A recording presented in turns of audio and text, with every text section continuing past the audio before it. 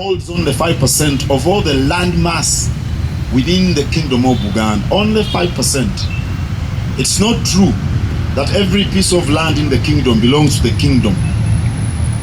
But as an entity, the kingdom holds the biggest land mass in the country. But percentage-wise, we only hold 5% of registered land within the Kingdom of Uganda. The rest of the land is held by private persons and institutions, and other land actually at the moment under the legal regime belongs to the government, because we still demand the 9,000 square miles of land which haven't been restituted to the kingdom. We also still haven't been, the 1,500 square miles of land covering forests hasn't been restituted to the kingdom. So actually the largest landowner in the kingdom at the moment is the government of Uganda. So that is the first point I would like to make regarding land. The second point I would like to make regarding land is that all the land that has been restituted to the kingdom is well supervised and administered by the Uganda Land Board. We haven't lost a single piece of land to land grabbers out of the land we hold as a kingdom.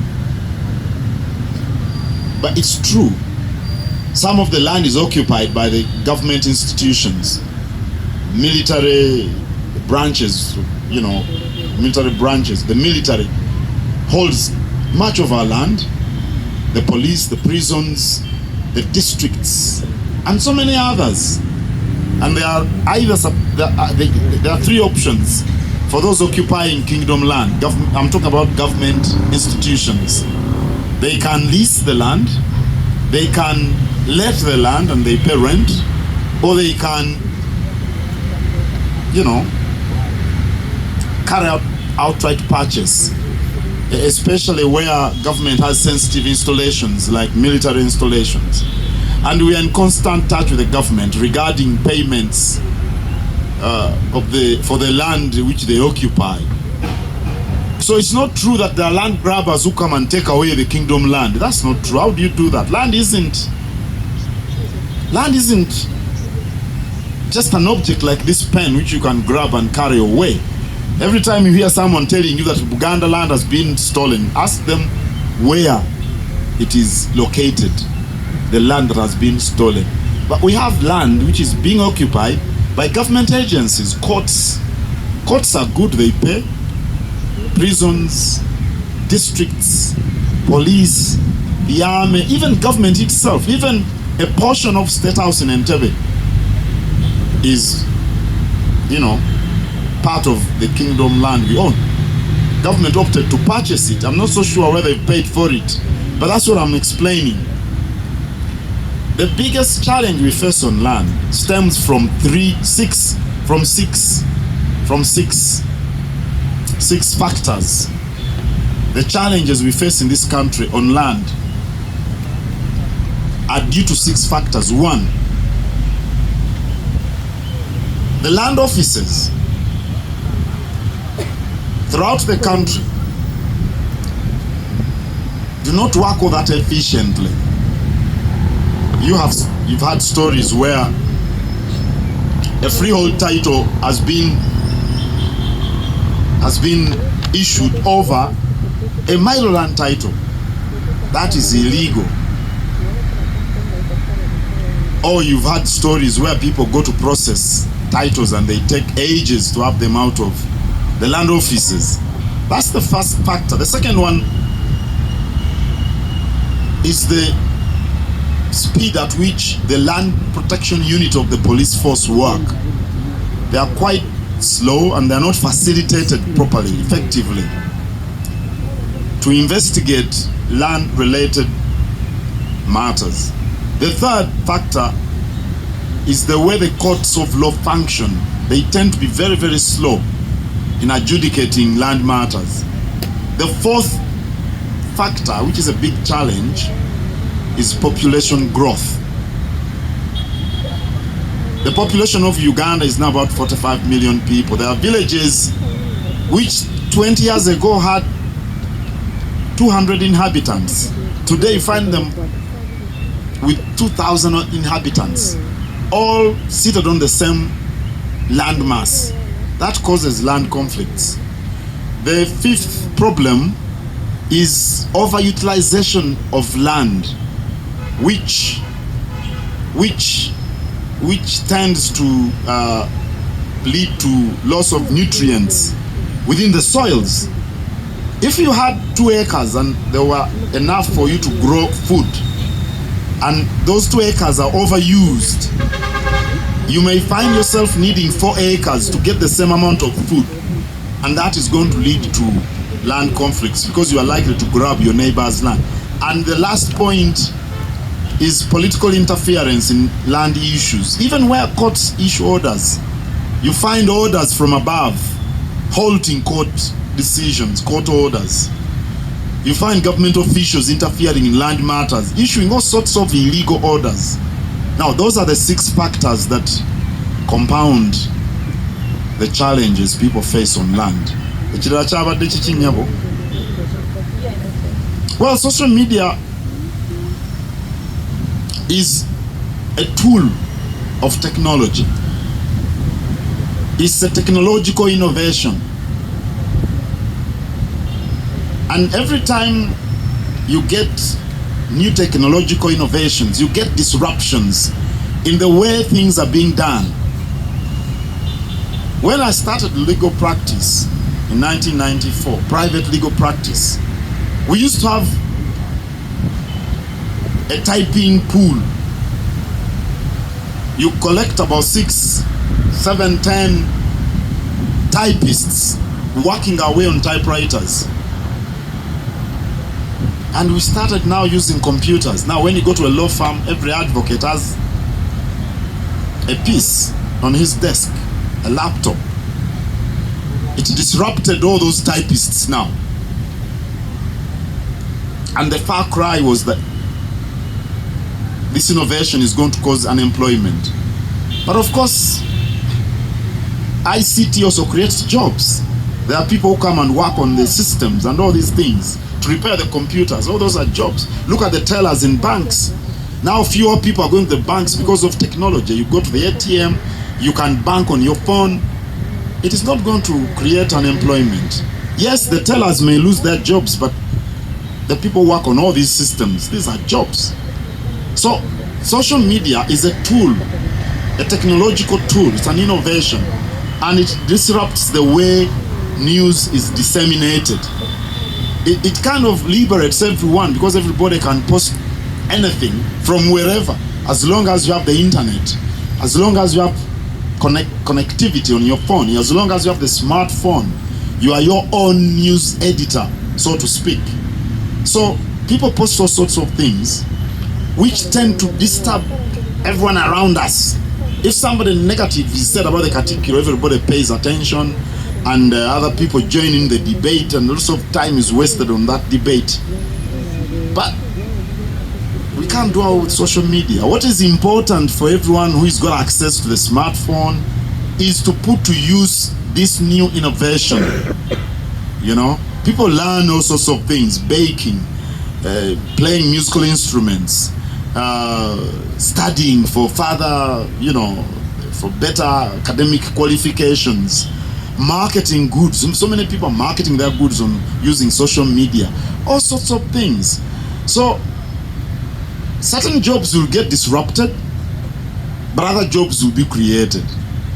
What is important, I think, for everybody is to pay attention to what he or she finds of benefit on social media. Focus on what benefits you, what makes you grow. When you get up, when you get your phone and you start, what do you call it? Scrolling. What do you find of benefit to your personal growth? Are you learning something? Are you marketing something?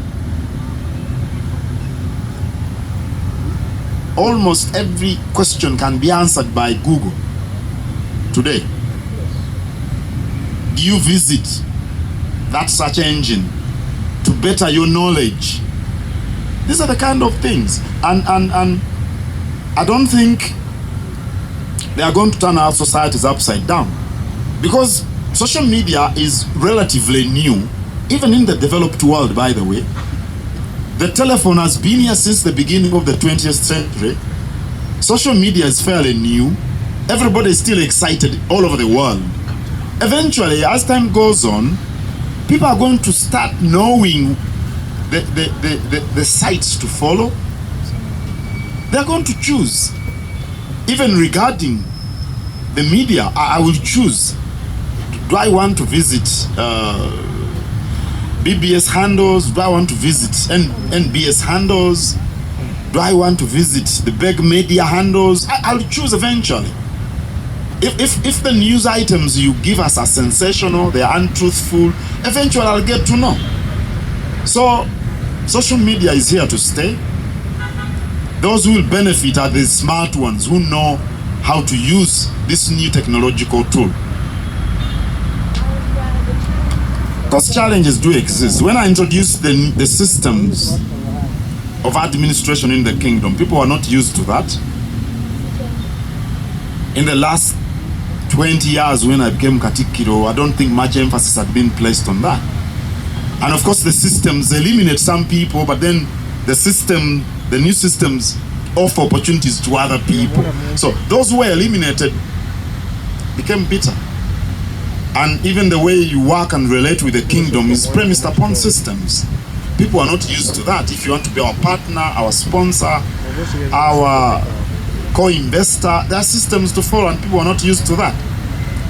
And like I talked about social media, it caused disruptions. The new systems cause disruptions and changes to what people were used to. And everything new tends to create discomfort depending on where you are positioned. That was a challenge. Then when we started the Tofali drive, by the way, that was a mindset change campaign. A Tofali wasn't primarily about money. We needed the money to carry out the projects. The projects we talked about, like Masengere, the tombs and all these things, but the primary objective was to bring about mindset change. I wanted people in Uganda to know that there are certain things we can carry out ourselves, whether we have a federal system of government or not, whether we get assistance from anyone or not.